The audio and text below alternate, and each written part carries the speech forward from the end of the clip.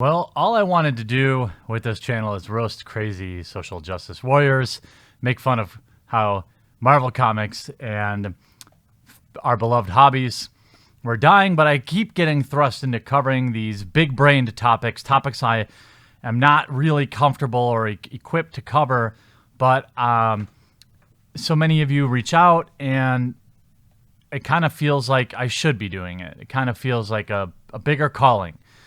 Crazy people will always be around to make fun of. So this week we've had a lot of serious topics, whether it what's going on with Tommy Robinson or the crazy stuff going on with Elon Musk.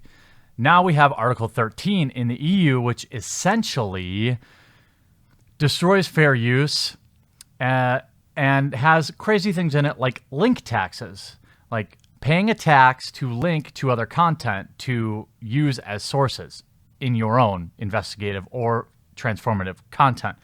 Now, this may sound insane. The title of this video writes itself. I don't even have to think of something sensational. It is literally a precedent that kills fair use and is a frightening thing to consider if this passes in the next couple of weeks, and there's very little time for people to get involved. So what is it? Well, it's Article 13, and it is being looked at in the EU Parliament, I believe. And it's what probably started out as some way to combat wholesale copyright, just straight up copying other people's content up. But it is morphed into something far, far scarier. So on May 25th, according to EDRI.org, the European Council agreed to a negotiating position on a draft copyright directive.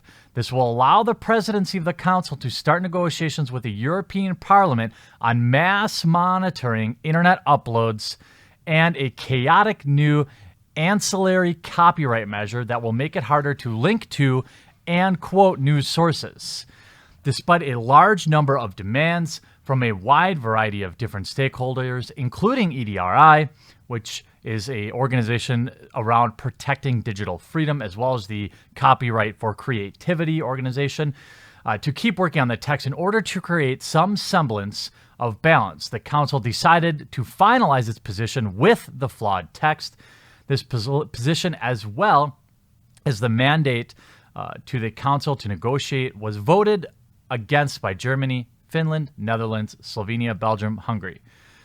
Now, basically, it's the European Parliament's turn to adopt its negotiating position. The Legal Affairs Committee of the European Parliament is voting on the 20th and the 21st of June to agree on their standpoint. But there is still time. If you're in the United States, think of this as the battle for net neutrality, but even bigger. And I'm going to explain why it's important, not just to members, people of my subscribers that live in the EU, but people everywhere. This proposal chooses to ignore the limitations and exceptions to copyright, fundamental freedoms, and existing user practices. In addition, the proposal also fails to establish clear rules with regard on how citizens can use protected work in transformative ways, such as remixes and other forms of so-called user-generated content. As a result, a system of this kind will greatly restrict the way Europeans create, share, and communicate online. Basically, this kills fair use. Why is it important to everybody, not just in the EU? Well, we all consume content from content creators, and I'm just talking about content creators right now. This goes nothing into how this affects huge companies like GitHub and businesses in the EU, because this actually extends to sharing code, things like that, anything that contains links or content that the users do not own solely. So as consumers of content, as people that buy services from the EU, this increases costs to everything.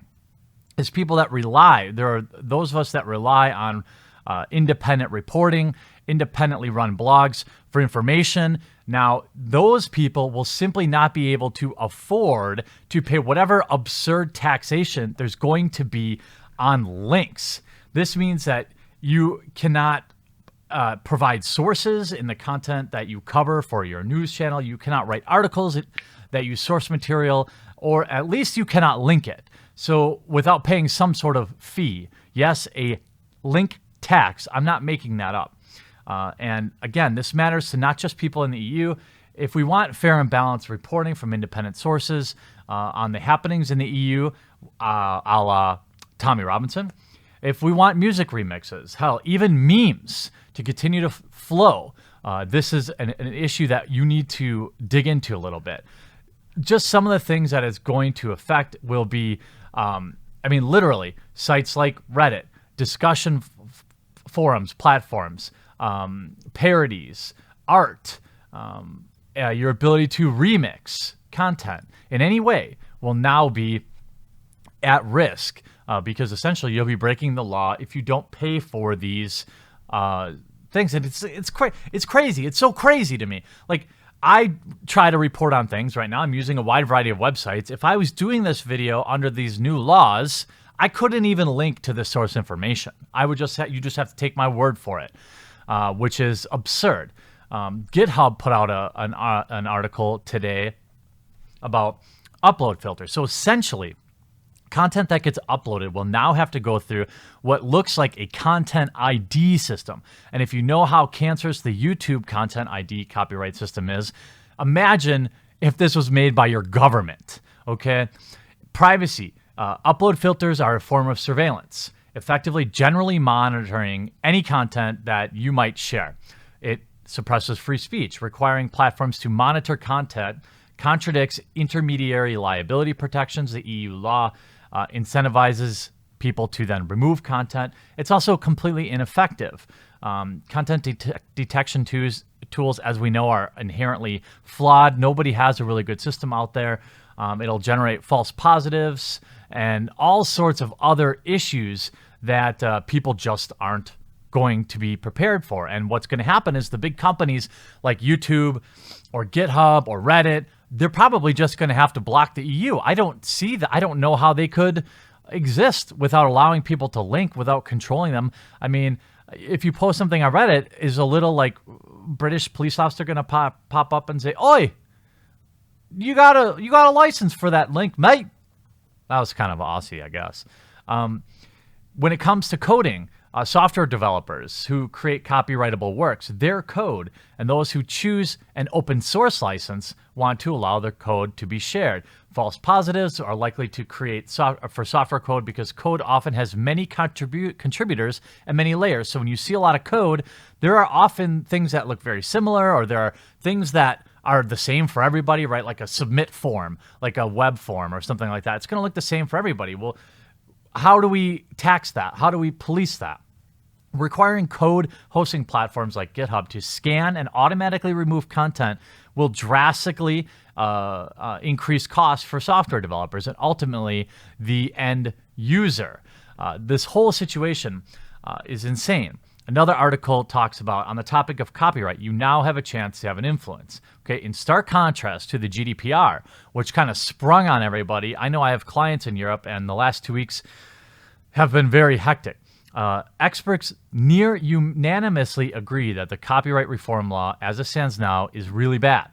Where in the case of the GDPR, the EU institutions pushed through many changes against the concerted lobbying efforts of big business interests.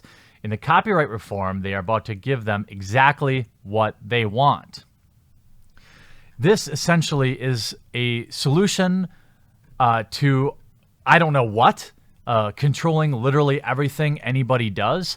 And what this does is it helps mainstream media, as I would view it, right? Big companies, they're the only ones that are going to be able to pay. So essentially, only mega huge news organizations will be able to pay whatever fees or taxes that would be imposed to simply link your sources or to use any other content under fair use. What it means is you cannot provide sources for your coverage as a news channel. You can't write articles. You can't use source material, or at least you can't link to it. And this is insanity. I can't imagine a world where it's totalitarian. It's insanity, and I don't really know any other way to word it. I mean, if you look at why this should matter to people not in the EU, for example. Obviously, if you're in the EU, you're paying attention. But if you're not in the EU, think of the precedent that this is going to set, where you have all content getting posted to the internet, having to go through some content ID system that will obviously, of course, just like the YouTube system, will have no way of knowing how it works or what reasoning there'll be for things that get flagged. And this is where spreading this news, spreading the message is important. There's only a few days until the vote on this. And the best site I could find was saveyourinternet.eu. And this is a site that makes it really easy to email your MEP. You can call. Obviously, I would say a phone call is probably more effective if you're able to get them on the phone. And you can tweet them. There's a lot of information under the hashtag #DeleteArt13. I think they should have went with delete article 13. That's just me. Or hashtag save your internet. I mean, if you look through the site, you can find the European Commission and the Council want to destroy the internet as we know and allow big companies to control what we see and what we do online. Should Article 13 of the Copyright Directive proposal be adopted, it would be imposed widespread censorship of all the content you can share online. The European Parliament is the only one that can step in and save your internet. What they say is contact members of your European Parliament before June 20th and tell them you need your copyright laws to protect your internet and an internet where you can share news and culture with your friends and family, where you can expect to be treated fairly and where your rights as an EU citizen are protected. Again, why is this important even to people not in the EU? Is because if something like this gets put into place, as a content creator, for example, I don't know how this is going to affect people's ability to send me articles, people's ability to consume my content, people's ability to share my content. What does it mean to tweet out somebody else's video? Are you going to have to pay a tax for that? I'm very curious on how this is going to work, but what we do know is companies like YouTube aren't going to screw with it. They're just going to delete first and ask questions later if they ever even care. So take some time, research what's going on in Article 13. This is pure insanity. Check out the website, reach out to government officials if you can.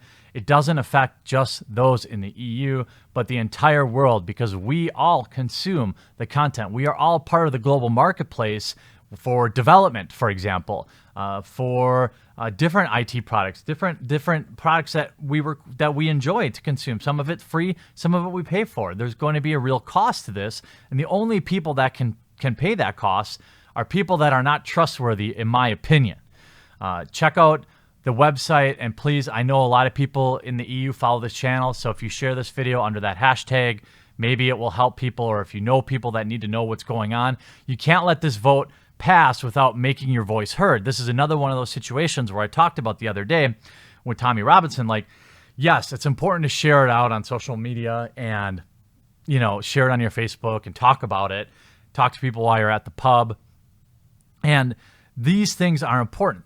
But also, taking that extra step to pick up the phone, to write an email, will make a difference. And it's just a few extra minutes of time, and hopefully this can get completely shot down. And always be watching, pay attention, because if it loses once, it may come up again. So you have to be aware of this sort of thing. In the United States here, it's difficult to know when net neutrality stuff's coming up unless it's like the vote's in a week and everyone's in a panic to save net neutrality.